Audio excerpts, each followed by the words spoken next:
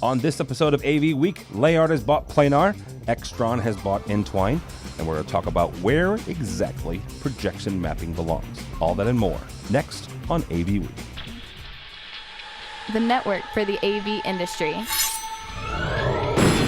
What are you listening to? This is AV. This is AVNation. This is AVNation. AV Week is brought to you by our fine group of underwriters, companies like the HD Base T Alliance. This is AV Week, episode 208, recorded Friday, August 14th, 2015, Week of Acquisitions. Ready. AV Week. Performing scan. Week. Online. This is AV Week.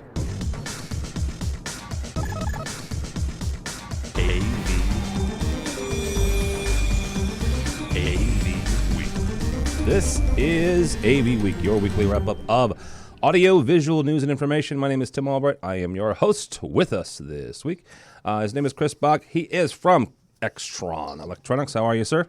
Very well. Thank you for having me, Tim. Absolutely. Also with us is Dennis Holzer. Dennis is from Powerhouse Alliance. Welcome, sir. Good afternoon. Great to be here. And last but not least, Kody Kochaver from Jido. You got it. All right. Thanks for having me. Absolutely, man. You actually, Dennis, you should have released a new product this week because the other two guys have done so. Come up with something by the end of the show, and we'll. You got an hour. Yeah, you got an hour. We'll come with it. But no, it's kind of cool. Kody's company Jido came up with a really interesting AV and control over the network and Extron. We'll talk about them as well. But they had a couple of really cool announcements this week. First, and if you're not familiar with what AV Week does and what we do, is we take the news and we kind of wrap it up and tell you why it matters to you as the AV integrator, as the AV community. We have so many, let's call them acquisitions this week. And so acquisitions and company movements. How about that? First, though, I just kind of want to say a quick shout out and a quick congratulations to our friends over at Commercial Integrator. Last year, they did something called the 40 Under 40. I was very honored and very humbled to be a part of that rookie class, as they called it. And so just this morning, they just recently announced this year's edition of the 40 Under 40. And there are so many people that are very deserving winning this award. A couple of them that have something to do with AVNation and kind of the things that we do. One of them is our buddy Bill O'Donnell. Bill's been on our EdTech program. He's also, if you've ever seen us running around Infocom or ISE, he's been one of our main camera guys. He's been a great producer for us, so congratulations to him. Krista Bender, who's been on our show before. Hope Roth, great programming mind. She was one of them. So there's all sorts of other people. Victoria Ferrari, who's been on the show several times. Marina Gregory, who's a part of Advanced AV, who's one of our underwriters, as is Extron. She was one of these. So congratulations, Mike Tomei. He's also on our EdTech show. Heather Sidorowicz, who's been on AV Week several times.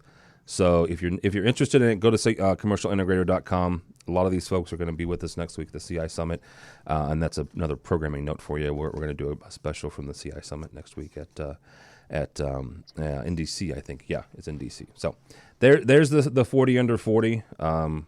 Congratulations to you then, Tim. I'm not on it. I was on last year's. Oh. Yeah. Okay. I was on last year's. I'm not eligible anymore. Oh. Yeah. Must have been the haircut. Right, it was the haircut. It was the hair. It was a haircut last year. I turned 40 in May of last year, and they released it. What was it? August or September of last year, and I think they were very, very nice. Let's put it that way. There was a couple of us that had turned 40 last year, and that was like the just under the radar there. So I heard they were thinking of changing the working title 40 at or equal or under 40. don't give an engineer a joke book. I'm just saying, that's that. There's more where that came from. Yes, I know. Trust me, I've heard some of your jokes.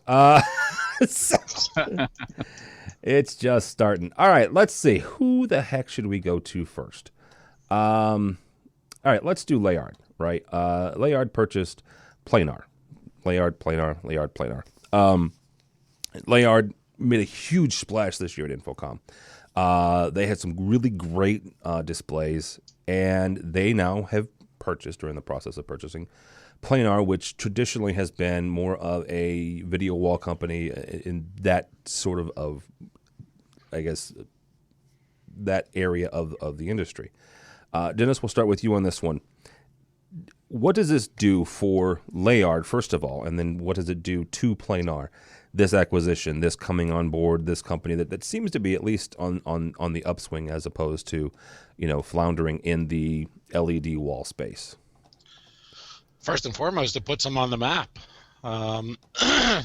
It takes a brand name, adds them to their repertoire, puts them on the map, and suddenly they're in the business as opposed to I don't want to say a bystander, but I'll call them a bystander. And Planar's name, I think their financial capabilities will add to them. And I think from here on in, it'll be something to be dealt with. All right, very good. Chris, from your standpoint, what's this do for Planar being a part of a bigger company, at least in my mind, a bigger company? Probably something similar to what we got going on with the story you're going to cover later. It gives everybody a shot in the arm. You pull your resources, and you've got a bigger army to go out for what is obviously increasing in scope. A lot of people that I talked to that went to InfoComm all said that they were looking at video walls and they couldn't believe the size of the mullions that they're down to at this point. So there's obviously a push now to use flat panels like never before, whereas in the past you always had that big annoying gap in the center there that you could tell from 10 feet or closer was right up there in your face. I'm hearing things like 1 millimeter sub gaps. 1 millimeter. Yeah, like 0.8. Yes, at some point, which is crazy. I can't imagine installing those things. Just imagine there's no raw material hold that thing in place at this point. You got to totally feather it into some sort of unistrut, I suppose. Well, at this point, and that's the thing with the 0.8. Chris, you mentioned you could tell the gap, you could tell the pitch, which is the term they use. The pitch is the distance between each LED.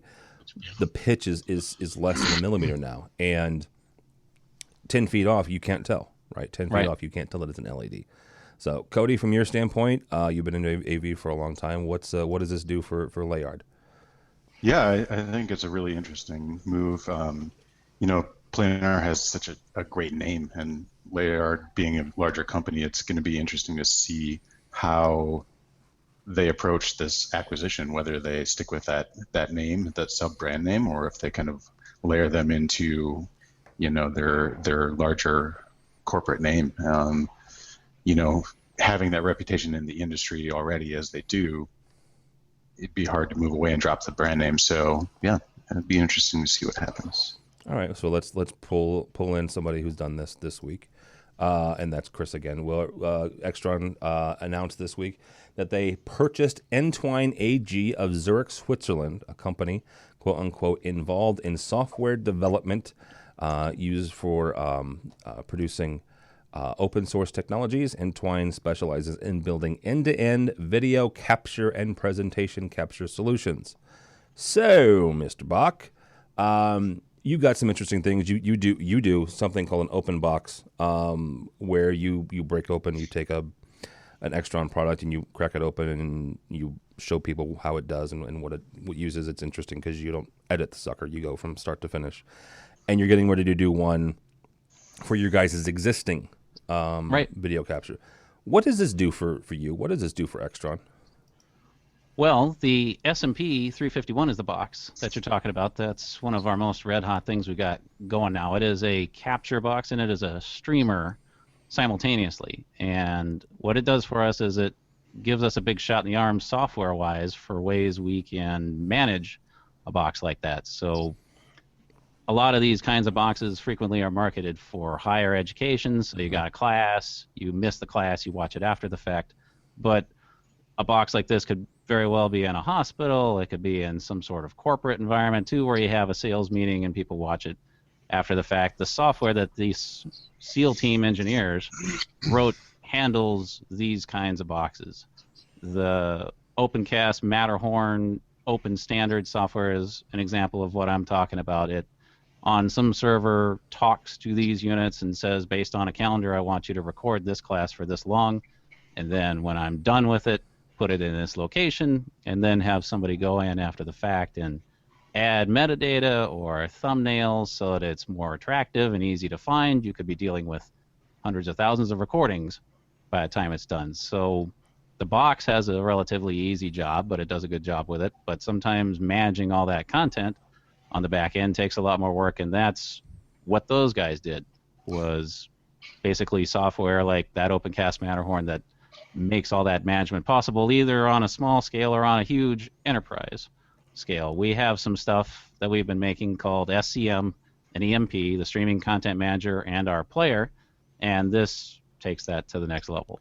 So when you say it gives you a shot in the arm from the software side, you're talking about the back end, not the user interface side? Okay. Correct.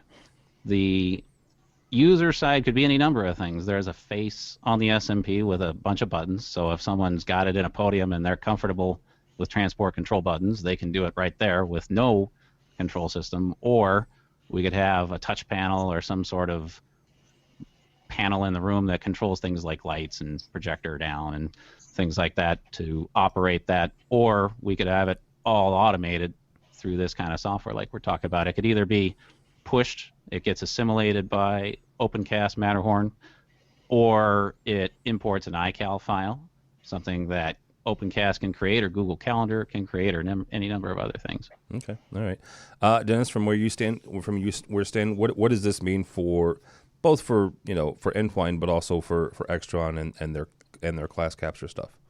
I think that business right now is starting to explode. So, obviously if they can, go from hitting a single to hitting a home run by this, and I assume the value was right, they now have put themselves in way advanced of anybody else pretty much in the industry. And from our perspective, when, schools and all of this thing, it's becoming so popular that soon you're never going to have to leave your sofa. You're just going to be able to pull everything up, and if you miss 12 classes, and you'll just be able to play them back through a software management program like this, and you're ready to go. So I think I might go get another degree now. Okay, now hang on for a second. You hit on something, right? And this is, we do a monthly show called EdTech. We focus on education. That pedagogical discussion has happened more and more. That the subject right there that Dennis hit on, and that is students not going to class, and it depends on the university you're talking to, which will determine their point of view, and that is if they're paying the tuition, they're paying for their books. Does it matter if they physically go to class, right? And I don't know if I'm progressive or if I'm naive, but I personally don't think it does really.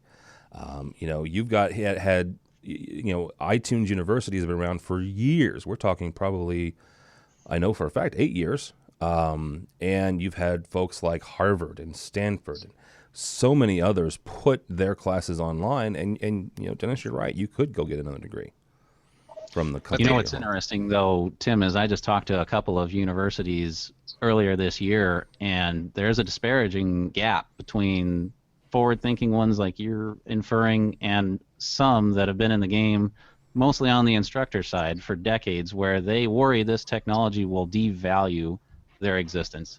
Their IP will suddenly just be out there for everybody, and why would you need a professor anymore when you could just watch the video at this point? So okay, I wonder how we'll get some over that hump too. But to that point, can't you encrypt some of those files? You can. Absolutely. Okay. But I think people that aren't used to technology at all, we're talking about people that flip on a light switch and put a Mylar slide on the overhead projector in some cases, just assume that by it being recorded, it could be anywhere. Please tell me no one is still using those overhead. Never mind. You unfortunately might be surprised. You know what? I left education 2 years ago. We were still pushing, VCRs. We were still trying to find VCRs. So We sell a lot of scalers with composite inputs for that yeah, reason. I know. Kody, from your standpoint, what's this mean for class capture? No, I think it's a really great move in the power that is in just purely software-based solutions. Good on Extron to recognize that and pick up this tremendous capture software that's based on open standards. So, it's pretty incredible what people can do with software, but also recognizing like where people are coming from and building on top of existing things. Like this company is using OpenCast, Matterhorn, which I've seen a few different capture softwares use. It's a great open source software that exists already, but then building the tools on top of that to actually manage all those files, that's really where the power comes in. So yeah. I think that's a tremendous difficult problem to solve, and hopefully, Extron and their new acquisition can entwine together and make a really great product. That was a good play there. That, very nice. The hardware endpoint. Very, very well done, Kody. Very well done. Using the Entwine. Never mind. All right. Next up, good Lord Almighty. tvOne.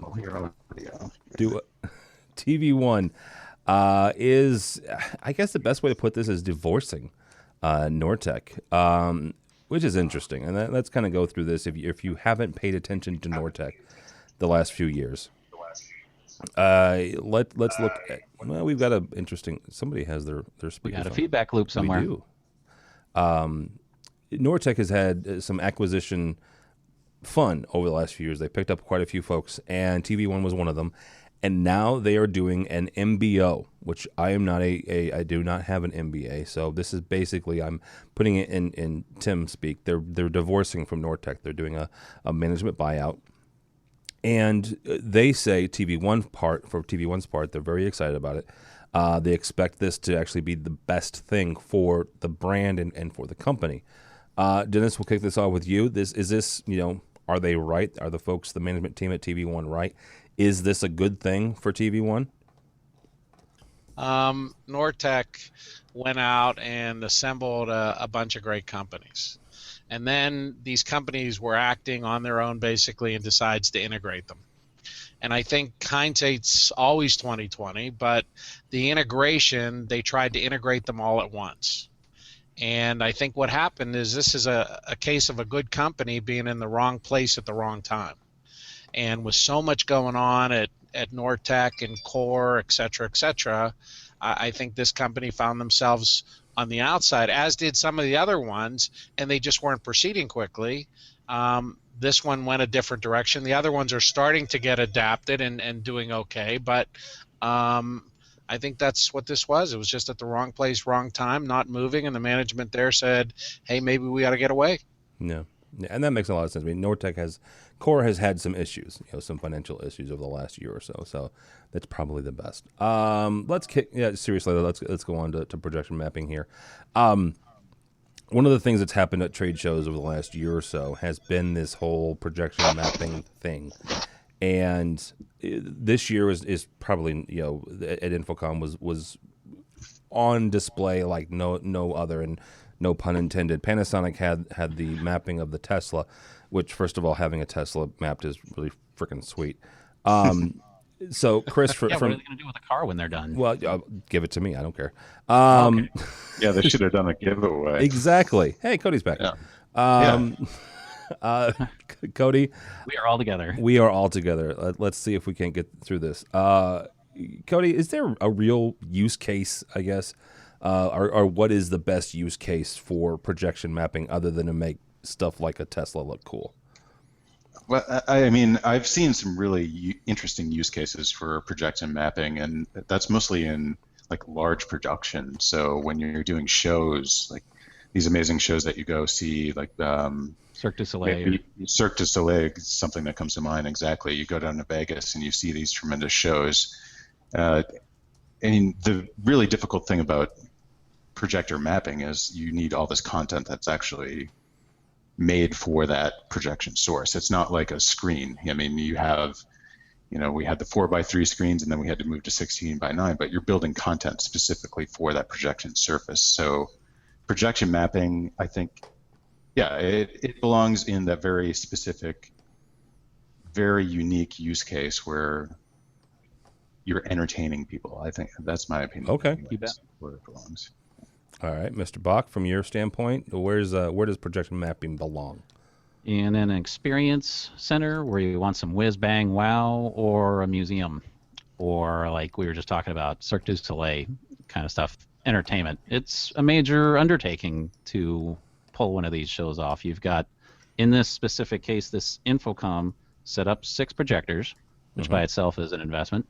Fortunately, they're laser based in this case, so that's kind of a really cool cost of ownership step forward, because in the past you'd have some technician go out every other year for lamp replacement, and that would be 12 lamps, I'll say, in that setup, and then you'd have to color match each of those projectors because the lamps age non-linearly there, but that's not a problem here. So it's kind of inversely relative to practical, if you will, these kinds of setups. So custom, in a word, all the way is where these belong.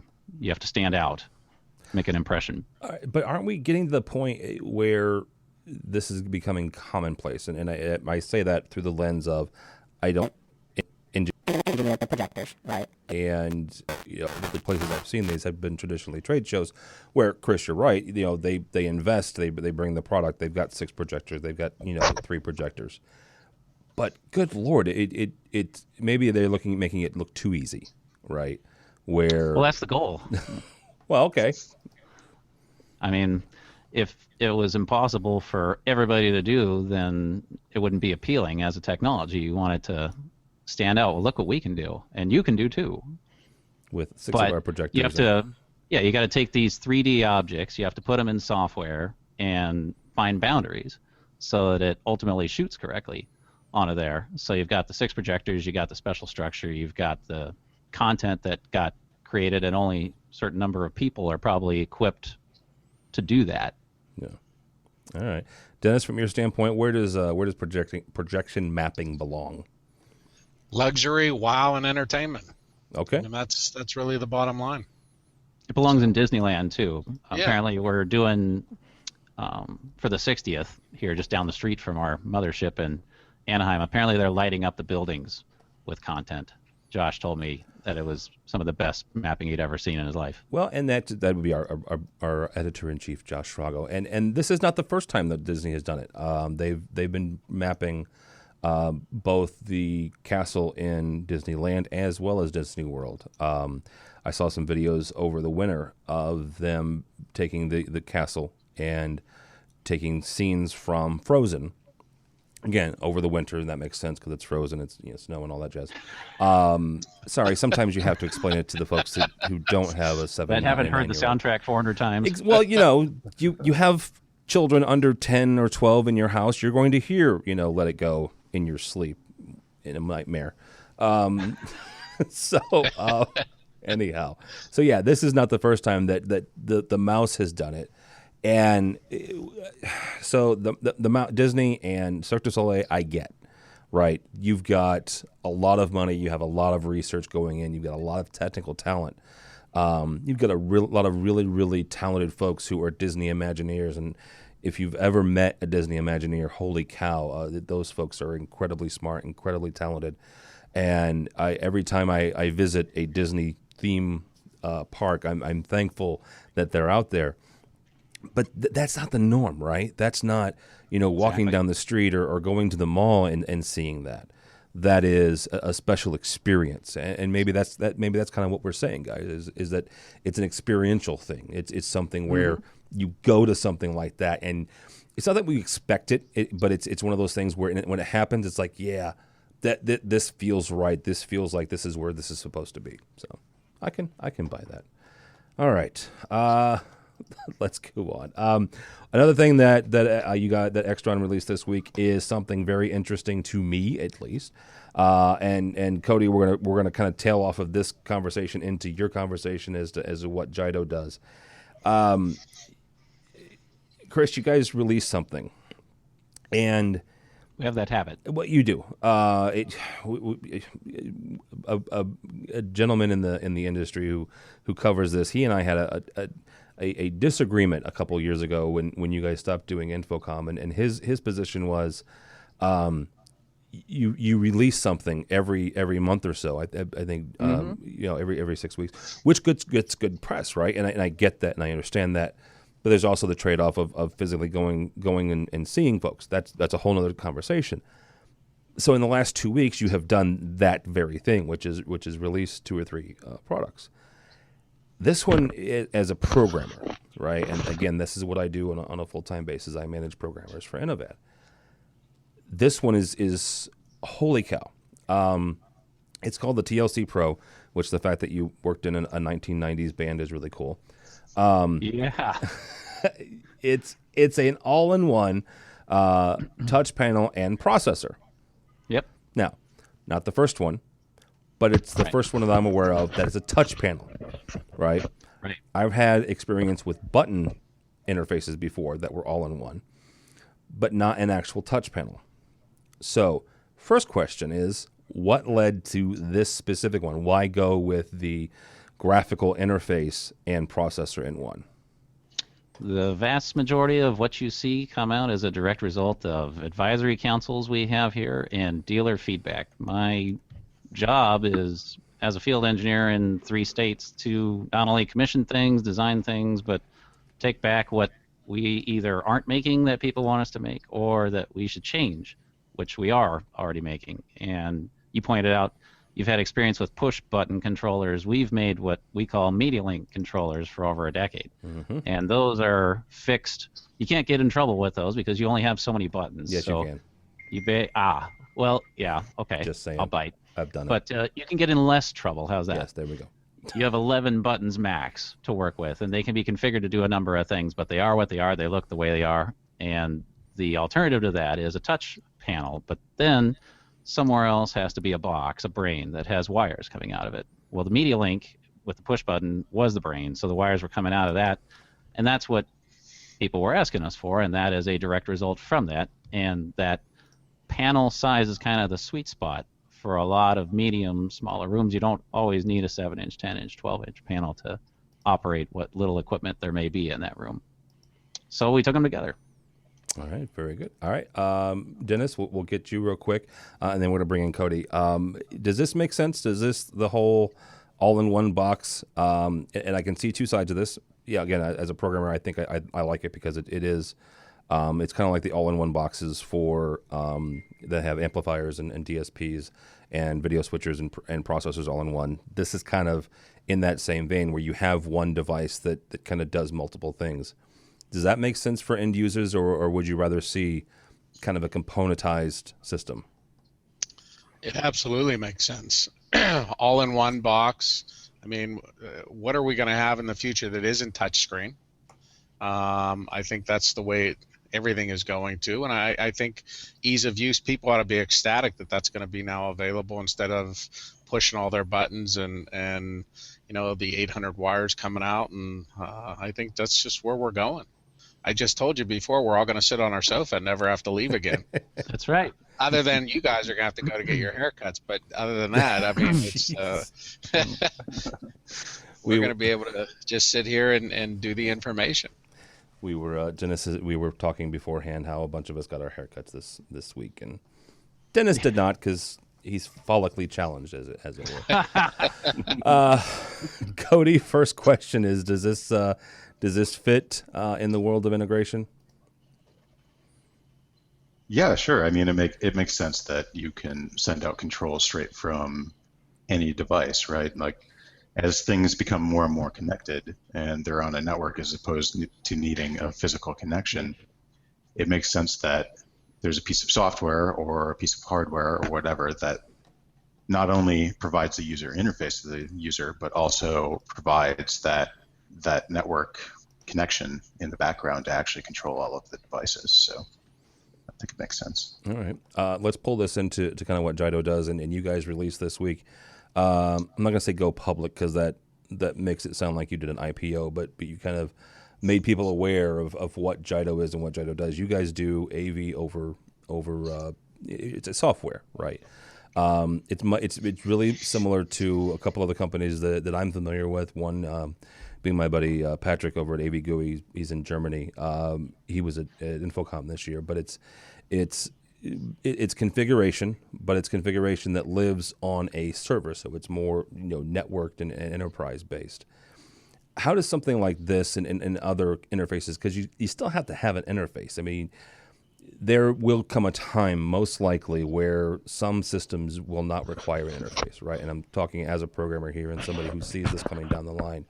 You're going to come into a place where occupancy sensors and RFIDs and near-field communication, that's going to be most of our interfaces with these control systems. But you're still going to need something somewhere to say, hey, I want to do this or I want to do that. As an enterprise-based system like you guys do, how do you guys see interfaces, I guess is the best way to ask that, when it comes to something that's more enterprise-based and more network-based like that? Yeah, so one of our core beliefs is that the less interface that you have, the better the system is, really. Okay. You should be able to take cues from things such as people walking into the room and the devices that they're carrying, and like you said, occupancy sensors, or maybe there's other motion sensors or like facial recognition systems that sit in the room. And you should be able to take all these cues and then cross-reference that information that you have and make things happen without actually having to press any buttons anywhere. Right now we do offer your typical standard interface that you can pull up on any kind of device, whether that be your iPad, your Nexus, your Surface, whatever you walk in the room with, and you can start to control that room. The reason that we went that route is because that's what people are used to and that's what they want right now. But it's our belief that as technology continues to progress and as that information becomes more in depth on what actually is going on in the room. Right now we have motion sensors.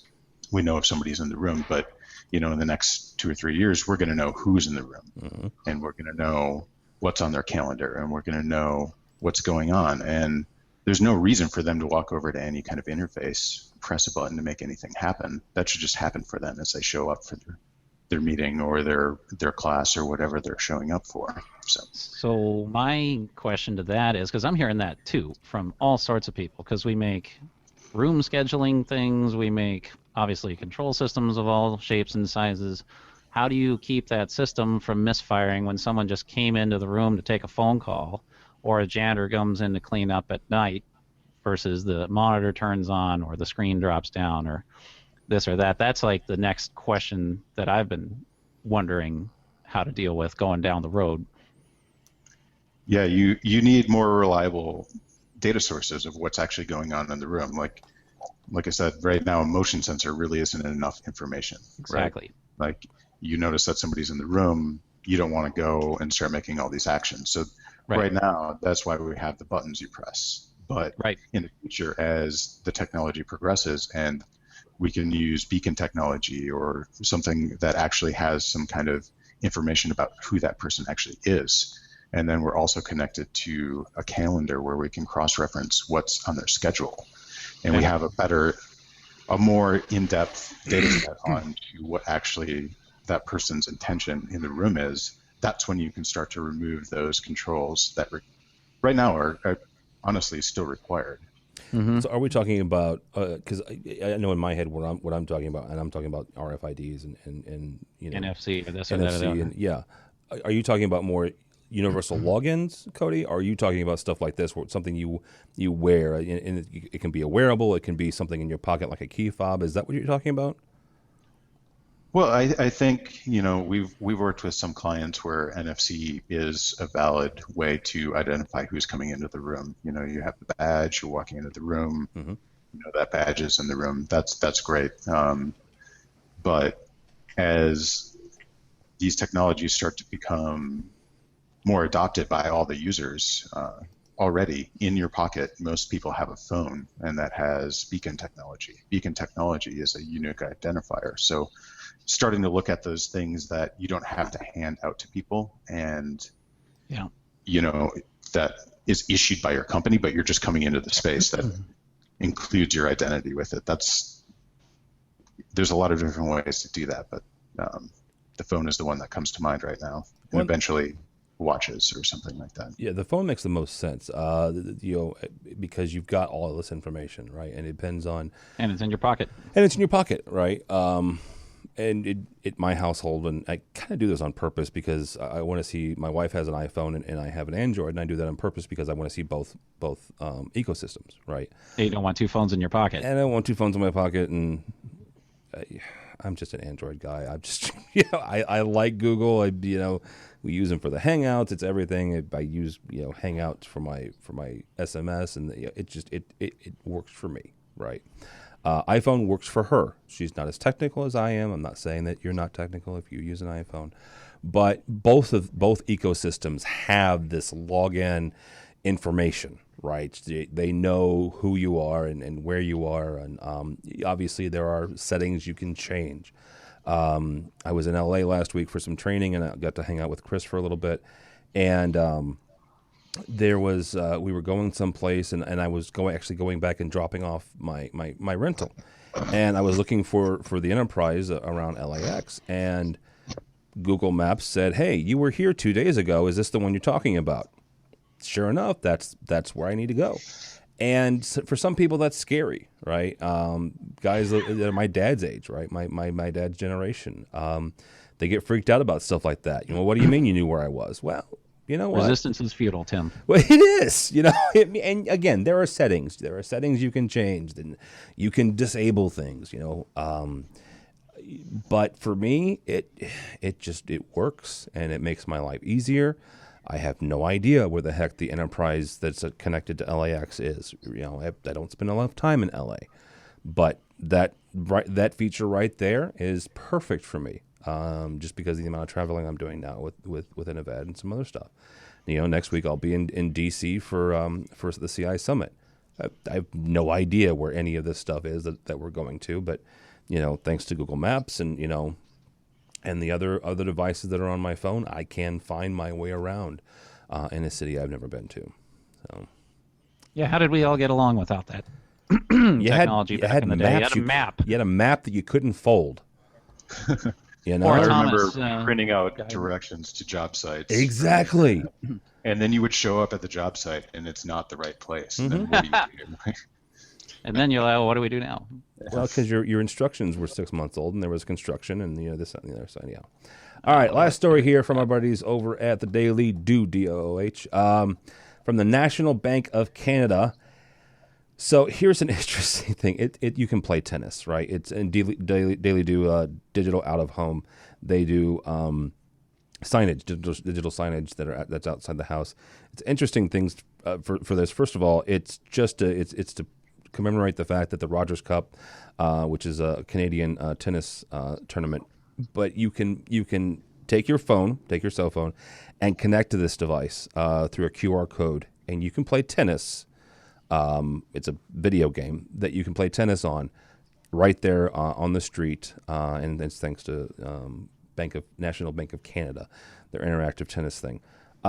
First question is, and Kody, we'll start with you on this one.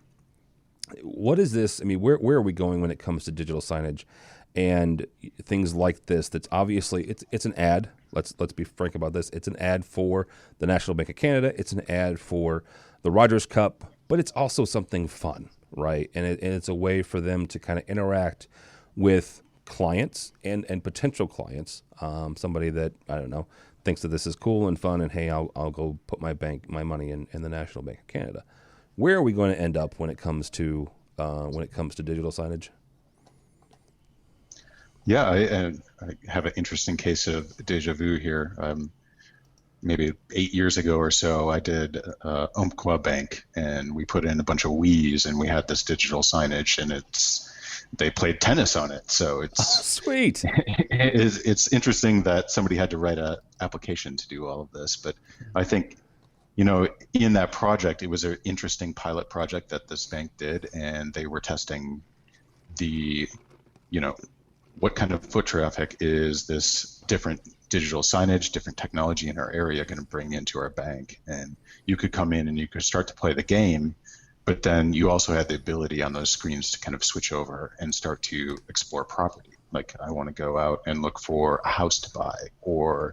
So I do think that as people are getting used to kind of adapt or touching things and using this new technology through phones and through tablets and things like that, starting to see it show up in physical spaces where it's on the wall and you walk into a bank and there's something that you're familiar with, and now I can go over and see specifically what the bank wants to present to me. I think, it's interesting to see what people can do with the software that sits behind these displays.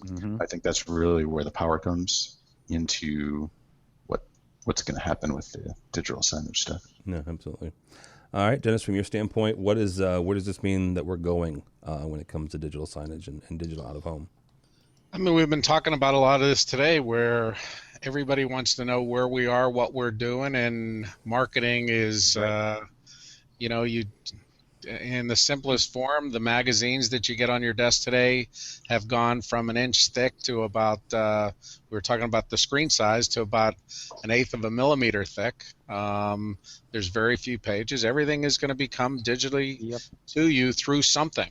Yeah. Whether it's your phone, whether it's your TV. Again, I go back to sitting on the couch, and these people are going to find you. Yeah, they're going to find you. And and it's a lot cheaper. While the software, obviously, and the ability to do this is expensive, once they succeed at this, everybody's going to know everything about everybody, and we got to be careful. Well, I don't mind. You can know all you want about me, and if you want to, you want to come in my phone and tell me you're going to offer me 1.6% for, my a 30-year mortgage or a 15-year mortgage, more power to you. But there are a lot of people who use this. Yeah, absolutely. The one thing that I kind of harken this back to, and I hate using this movie because everybody overuses it when they start talking about technology and futuristic stuff, and that's Minority Report. Because not only do you have the great user interface there in Minority Report when Tom Cruise's character is talking about the cases, and he's got this giant interface in front of him, but it's the digital signage, right? The part of Minority Report, whereas he's running through the terminal, his retinas are being scanned, his eyes are getting scanned, and they are serving up ads specifically tailored to him and calling his character out by name. Kody, we think that you're, we know where, you're from this area and you're interested in this. We think you might like this type thing. And that actually kind of goes back to the interfaceless program, or the interfaceless control systems, where you walk into a room, that room knows you, right? That room knows that you're Professor Smith, and Professor Smith doesn't want to touch a darn thing.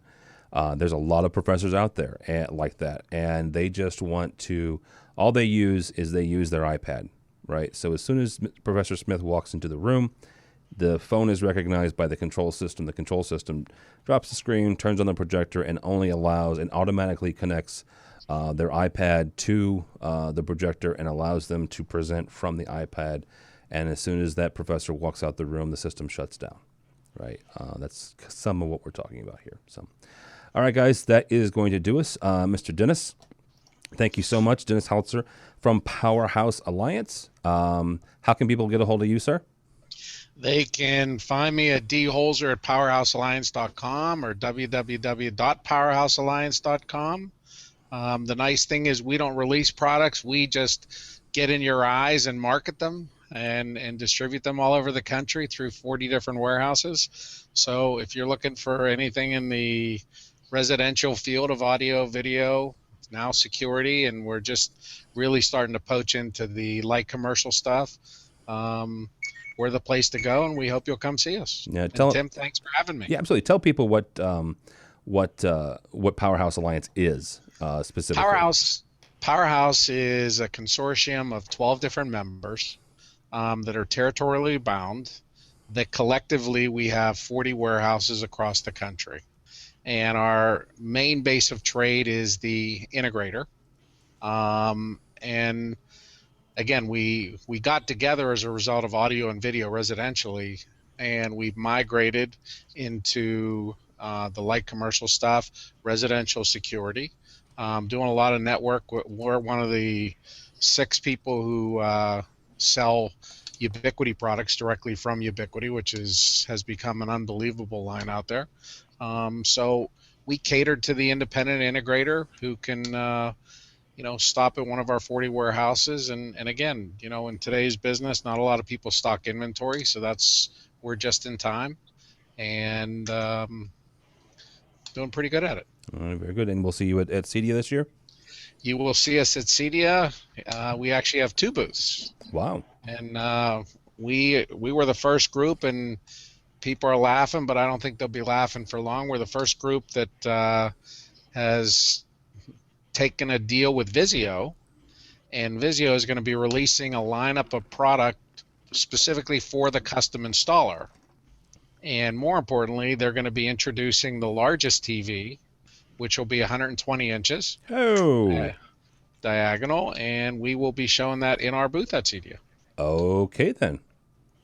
I will have to come by and see the looking forward 120 inch and see if I can't convince my wife that we need that. Kody Kochaver. Good Lord, from Jido. Thank you, sir. Yeah, thanks for having me. How can people get a hold of you and find out more about Jido? Jido, JYDO.com is the best place to come and check out what we're up to. Tweet at us at JidoHQ, or send me an email directly, KODY@JYDO.com. All right, very good. Last but not least, my buddy Chris Bach from Extron Electronics. Thank you, sir. Thank you. I made it back just in time. Google told me I was done because of authentication issues, so that was exciting. Well, it's the California connection. We can only be on connected to California for 45 minutes, and then they cut us off. Ah, yes. Limited packets for you. It is. So how can people get a hold of you and or Extron? They can go to Extron.com for all things Extron all the time, and they can get a hold of me with an email, cbach@extron.com. All right, very good. If you want to get a hold of me, go by the website. That's the best place. We have a fancy schmancy little form that you can fill out. It goes to me. There's nothing fancy about it. But if you want to get a hold of me directly, it's tim@avnation.tv. But the website, avnation.tv, avnation.tv, you will find this program and a host of others. I mentioned it at the beginning of the show. We're going to do a special from the CI Summit next week. A lot of the 40 under 40 from this year and last year will be there. So check that out coming next week. We also have a couple more international shows coming down the pipeline. Tons of new shows. Our education-focused show, EdTech, has got a new one coming up. State of Control, Live Life. We have a brand newly revamped and retooled DIY show starting back up again in September. So check all that out if you would, please. Also, check out our underwriters. They're really great folks that help us do what we do. I mentioned the fact that we're going to be at CEDIA. Extron is one of those folks. Advanced AV, we talked about them at the beginning also. Where they give us money because they enjoy what we do, they appreciate what we do, and they help us bring you these programs, help us bring you coverage of all the different events. So let them know that you appreciate that as well. AVNation.tv, AVNation.tv. Thanks so much for listening. Thanks so much for watching. This has been AV Week.